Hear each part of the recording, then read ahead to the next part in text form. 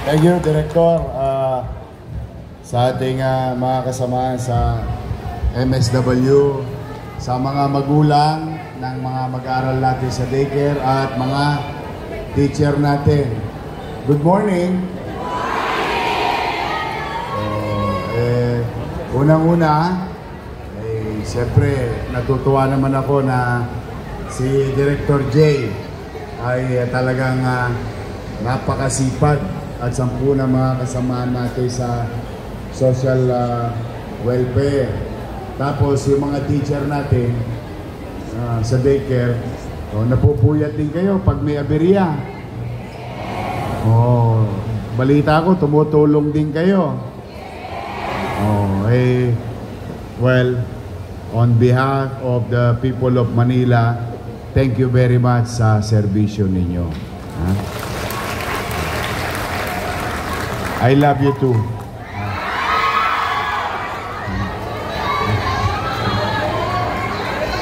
Welcome back, Yorme. Hindi, alam nyo,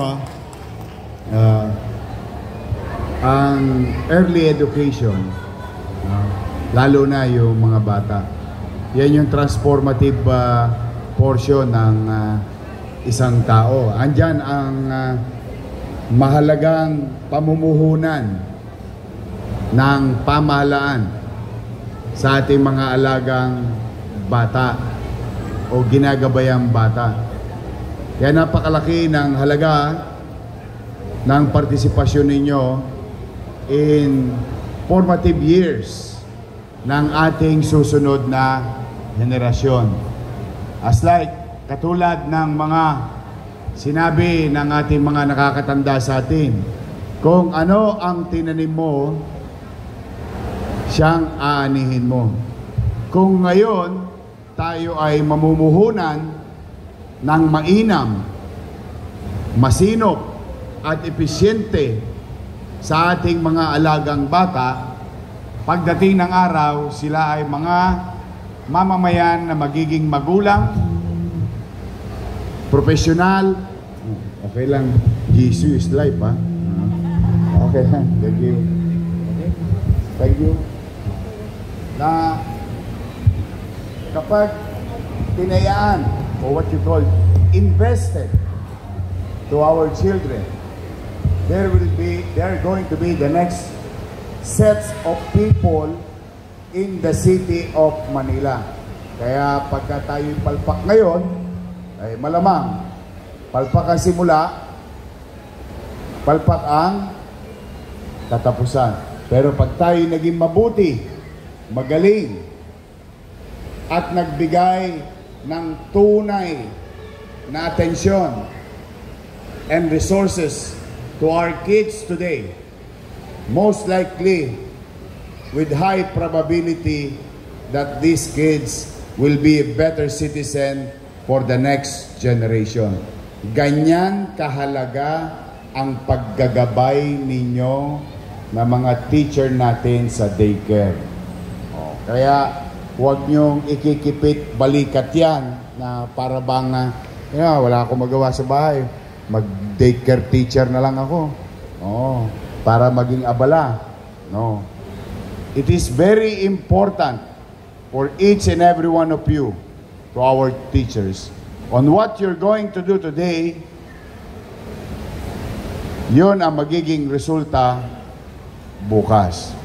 As you all know, napansin nyo ba? Nagbago ang administrasyon pero walang tinanggal. May natanggal ba sa inyo? Exactly. There are two things that politicians should spare easily. Dapat. Healthcare and education. Dapat yan ang huwag papasukan ng politika. Now, we opted for you to stay because we believe in you. And I hope you will not fail the people of Manila.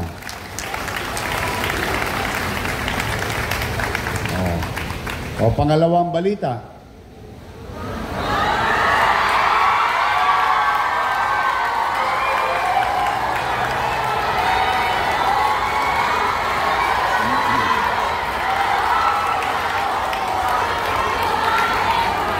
Ang pangalawang balita, may pasok bukas.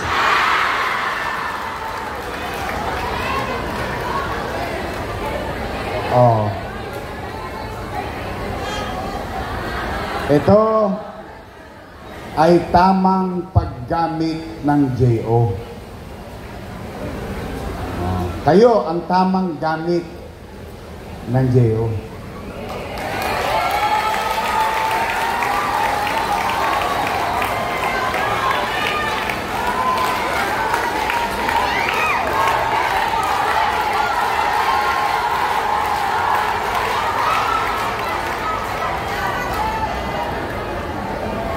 Hindi ba parang masakit din para sa inyo? Birili nyo araw-araw, may 10, 15 bata kang inaalagaan, 20. Ha? Lahat ng konsumisyon, 40, 50, yan, 60. Tapos, aawain ka pa minsan ng nanay. Totoo naman, di ba? Kahit yung mga president natin ng mga daycare, inaaway din ang kapwa nanay eh. Tapos mababalita mo, yung isang JO natutulog lang.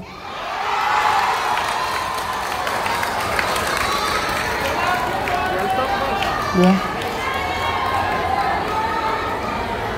Tapos ang liit-liit ng daycare mo, di ba? Lahat ng Natasha, Chinchangsu, humuhula sa iyo pagkatagalaw.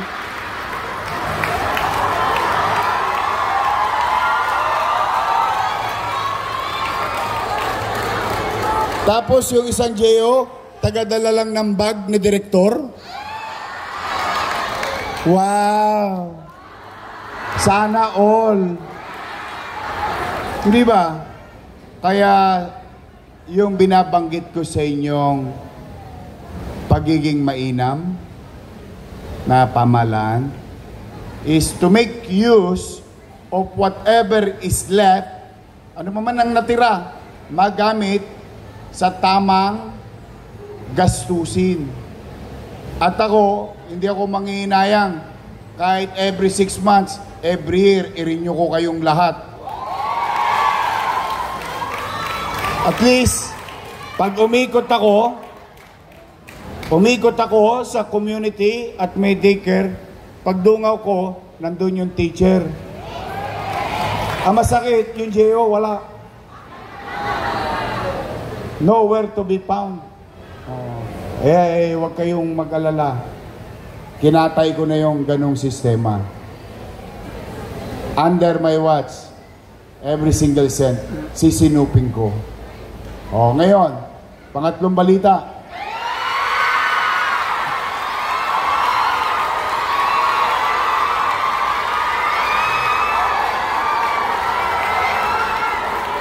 Sige na nga, excited ko. Pangatlong balita, ngayong araw na ito ay kayo'y manunumpa.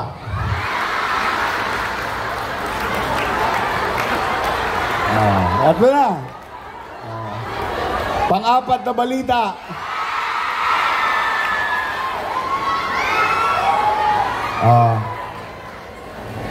Lahat kayo napirmahan na. So anong ibig sabihin? Anong epekto nun? Yorme, baka naman. 2 buwan na.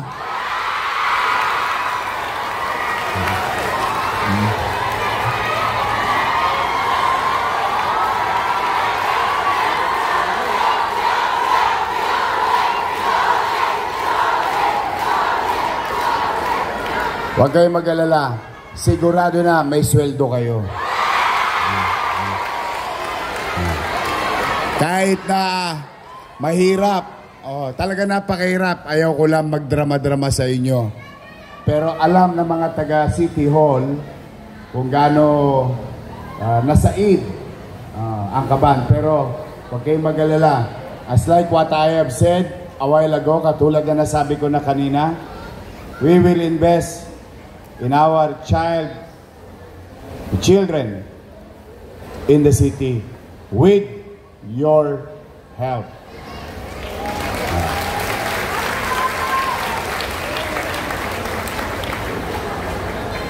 Kahapon lamang, meron kami naisip na programa. Malay natin, di ba? Sa matanda, meron, sino yung mga senior dito? Taas ang kamay. Yan. Natanggap nyo na ba yung gatas nyo? Kahapon lamang, inumpisahan ko na yung birthday cake. Nabalik na. Ngayon, magsisimula yan yung panahon na naupo ako. So, July 1, may birthday. July 2, 3, 4, 5, 6, hanggang September, hanggang December 31 na. Next year, January 1, 2, 3, 4, 5, 6. So, lahat ng pinangako ko sa minamahal kong senior citizen, spoiled sa akin yan, mga lolo't lola ko, mga nanay tatay ko. Lahat na nawala sa kanila, ibabalik natin. Unti-unti. Unti-unti. Ngayon, kayo naman, galingan ninyo, ha? Galingan nyo lang. Yun lang ang hinihingi ko sa inyo. Wala akong ibang hinihingi. Ako naman, bilang sukli, pipilitin kong magbuti sa gobyerno.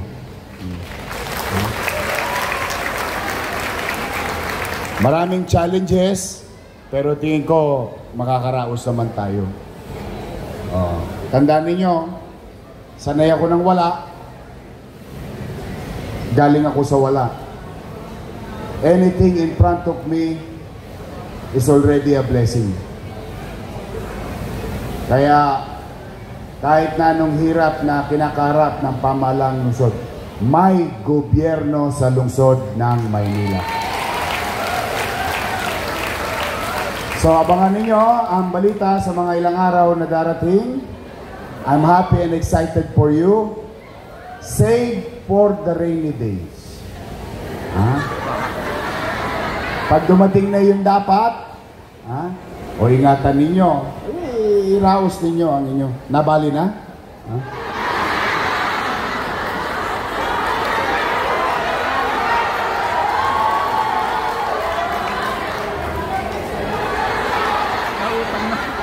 Ba't yung binali? Sigurado ba kayo maririnyo?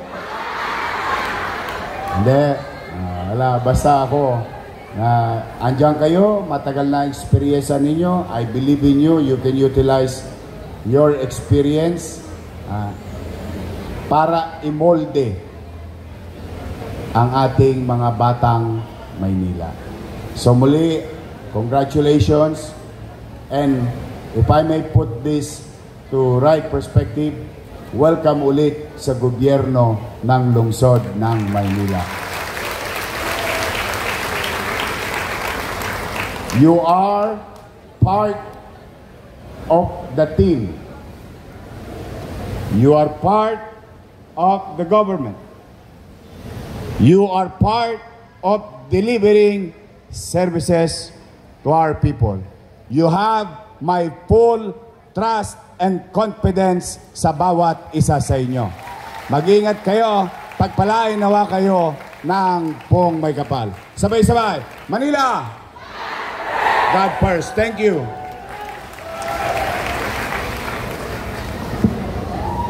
Ma'am Frances! Magsitayo na po tayo lahat para po sa ating oath taking. Siyempre po, pangunahan po ng ating minamahal na alkalde ng lungsod. Ma'am, sama ka sa video ko. Mayor Francisco. Ayun, no. Moreno. Very supported daughter, mga kababayan. So, ina-acknowledge din po natin, nandito po sa ating tabi, ang maganda at isa din pong masipag na anak ng ating mahal na mayor, si Ma'am Francine Domagosa po. Palakpakan po natin. Baka mapagkamalan yung girlfriend ko eh. Ito yung daughter ko, nag-iisang daughter ko. She always wanted to see what's going on. I'm happy. She's of age now and she's interested going around and extending assistance. So, ayan si Frances. So, isa lang yan, ha? Okay, sabay-sabay tayo. Itaas ang kanang kamay at sumunod sa akin. Ako si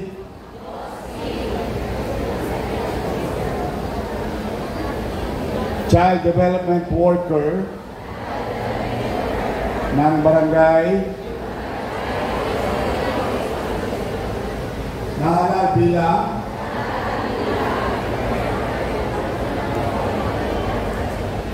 ng CDWA Child Development Workers Association sa pamunuan ng Manila Department of Social Welfare ay kailkim na nanunumpa. Natutuparin ko ng buong husay sa abot ng aking makakaya ang aking mga tungkulin at tutulong sa pangangalaga at pagpapaunlad ng ating asosasyon. Ibibigay ko ang katapatan sa mga simulain ng pamahalang lungsod at aking pagtitibayin ito sa pamamagitan ng mga programa at serbisyo para sa buong child development workers ng aming district. Ako'y nangangako na susunod sa pagpapatupad ng mga alituntunin ng asosasyon nito at maging katuwang ng Manila Department of Social Welfare sa pagbibigay ng kaalaman, oras at gawain upang maisulong ang kapakanan at karapatan ng bawat isa. Kasi hanawa ko ng Diyos. Congratulations.